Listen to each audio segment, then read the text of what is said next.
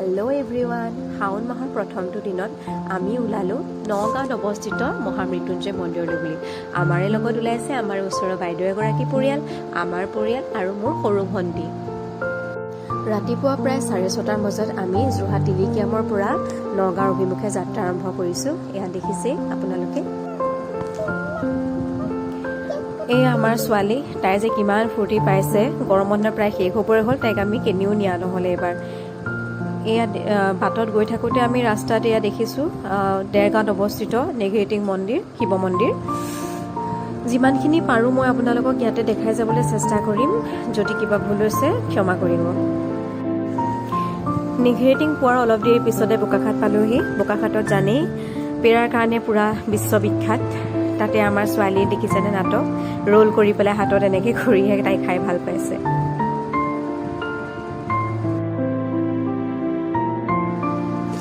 ঘৰৰ পৰা সোনকালে ৰাতিপুৱা ওলাই অহাৰ কাৰণে একো এটা ছোৱালীজনীক খুৱাই নিব পৰা নহ'ল।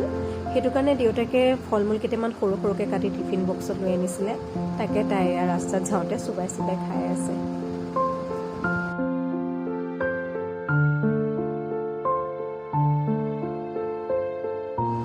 বন্ধু বান্ধৱীসকল, যোনে ভিডিঅ'টো চাই আছে, আপোনালোকে চাগে গম পাইছে মোৰ এইটো প্ৰথম ভিডিঅ' জীৱনত ইউটিউব এটা ব্লগ বনাইছোঁ। যথেষ্টখিনি ভুল হৈছে মই জানিছোঁ। ইয়াতে ফাৰ্ষ্ট ব্লগ কৰিছোঁ যেতিয়া, ভালকৈতো নাজানো, কোনো এক্সপিৰিয়েঞ্চ নাই। ৰাতিপুৱা 9:45 আমি মহামৃত্যুঞ্জয় মন্দিৰত উপস্থিত হ'লোহি। এয়া শৰাই লৈ গৈছোঁ আমি ভিতৰলৈ বুলি যাবলৈ লৈছোঁ। সঁচাই প্ৰকাণ্ডল শিৱলিংগ, মই প্ৰথমবাৰ দেখিছোঁ ইমান ডাঙৰ শিৱলিংগ, আগতে কোনো। ইয়াতে আপোনালোকক জনাওঁ যে অসমৰ নগাঁও জিলাৰ পুৰণি গুদামত অৱস্থিত ভগৱান শিৱৰ প্ৰতি উৎসৰ্গিত হিন্দু মন্দিৰ এয়া মৃত্যুঞ্জয় মন্দিৰ। 2021 চনৰ ফেব্ৰুৱাৰী মাহত এই মন্দিৰ নিৰ্মাণ কাৰ্য সম্পূৰ্ণ হৈছিল। স্থাপত্যশৈলীৰ ফালৰ পৰা মন্দিৰটো এটা বিশাল শিৱলিংগৰ আৰ্হিত নিৰ্মাণ কৰা হৈছে।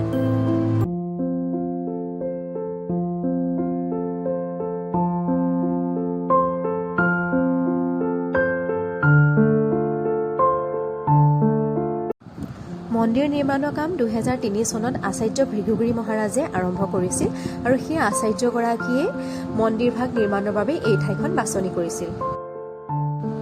আপোনালোকে নিশ্চয় দেখা পাইছে ইয়াত যে চাকি বন্তি জ্বলোৱা ঠাই, নিৰ্দিষ্ট ঠাই আছে, তাতে আমি জ্বলাইছোঁ। বতৰ ভাগ আহোঁতে ইমান ধুনীয়া আছিলে যে, কিন্তু পিছত 10টা বজাৰ পিছত ইমানেই ৰ'দ দিছে যে তলৰ যিখিনি কাৰ্পেট সেইখিনিও কাম দিয়া নাই। ইমানেই তাত ভৰি থ'ব পৰা অৱস্থাত নাই, ইমানেই পুৰিছে ভৰি। দেখিছেনে, ইমানেই ধুনীয়া মন্দিৰ ভাগ। আপোনালোকে আহিলে ৰাতিপুৱা ভাগতে আহিব, কিয়নো 10টা বজাত ইয়াত আৰতি আৰম্ভ হৈ যায়। ইমান দূৰৰ পৰা আহি পেলাই যদি আৰতি ভাগ পোৱা নাযায়, মনটো সঁচাকৈয়ে দুখ লাগে। সিদিনাখন কিন্তু আমাৰ কপাল ভাল আছিলে, আমি আৰতি ভাগ পাবলৈ সক্ষম হ'লোঁ।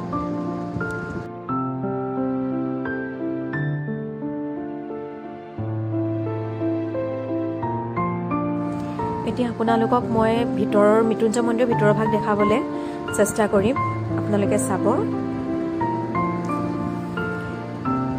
আপোনালোকক ইয়াতে এটা কৈছোঁ যে ভিডিঅ'টো বহুতখিনি বনাওঁতে ত্ৰুটি থাকি গৈছে। আপোনালোকে বুজি পাইছে নিশ্চয়, কাৰণ প্ৰথমবাৰ বনাইছোঁ। আপোনালোকে যিমানেই মোৰ ভিডিঅ'খিনি চাই থাকিব, সিমানেই মই উপকৃত হ'ম আৰু নতুন নতুন ভিডিঅ' দিবলৈ চেষ্টা কৰিম ইয়াতকৈ ভালকৈ। এয়া আৰতি ইয়াত আৰম্ভ হৈছে, 10টা বজাত প্ৰায় আৰম্ভ হৈয়ে যায় ইয়াত। আপোনালোকে ভিতৰত বহোঁ বুলি ক'লেও বহিব পাৰিব। আমি ভিতৰলৈকে গৈছোঁ ইয়াত আশীৰ্বাদ ল'বলৈ। শৰাই যিখিনি দিবলৈ আহে তেওঁলোকে শৰাই ভাগ ইয়াতে দি দিব পাৰিব। সঁচাই বহুত ধুনীয়া ভিতৰখিনি, আপোনালোকে গ'লে নিশ্চয় দেখিব। এয়া যে দেখিছে, তাত গাখীৰখিনি ইয়াত দি দিয়া হয়, গাখীৰ ডাইৰেক্ট গৈ পেলাই আপোনাৰ লিংগত পৰেগৈ গৈ পেলাই, দেখিছে নিশ্চয়। সঁচাই বহুত ধুনীয়া, বহুত ধুনীয়াকৈ মানে। এয়া হৈছে আমি আৰতি লৈছোঁ।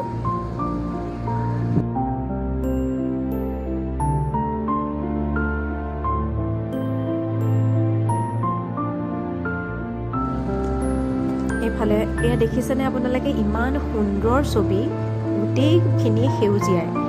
আৰু তাতে বাহিৰতে গোটেইখিনি যিসকলে শৰাই দিছিলে তেওঁলোকক তাৰ পৰা শৰাই ভাগ উচৰ্গা কৰি পেলাই দি দিয়ে। তাতে আমি একো খাই যোৱা নাছিলোঁ, ভালেই হ'ল। আমি তাতে গোটেইখিনিয়ে ভাগ কৰি পেলাই প্ৰসাদখিনি তাত খালোঁ আৰু আধা ঘৰলৈ লৈ আনিছিলোঁ।